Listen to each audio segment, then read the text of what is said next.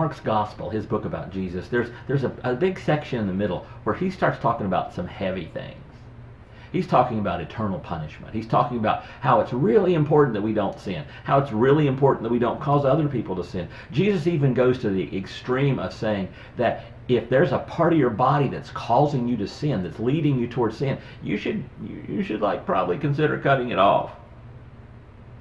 And I think when he said that to the disciples, to his inner circle of followers, they thought he knew what he was talking about. And when we read it, we got a couple ideas what Jesus might be talking about. But then at the end of that teaching, Jesus throws them a wacky curveball. It's in chapter 9, verse 50.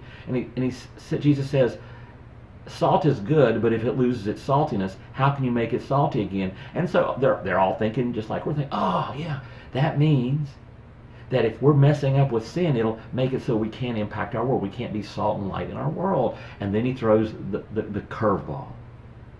And he says, have salt among yourselves and be at peace with each other. And suddenly they remember and we remember what started the whole teaching about sin. It wasn't what we normally think of. See, the disciples had been having an argument about who was going to be the greatest in the kingdom of God. And then they'd been dogging somebody who was serving God but doing it what they thought the wrong way, or they were part of the wrong team. They weren't part of their cool bunch.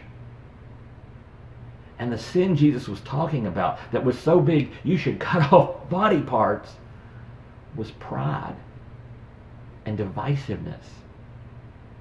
Not what we were thinking at all.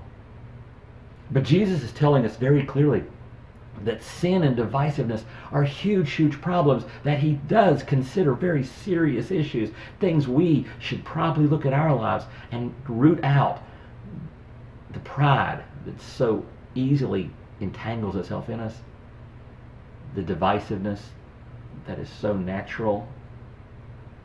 We should attack those and root those out just like we cut off a body part if we have to, because God has no place for those in the lives of those he's calling into his service.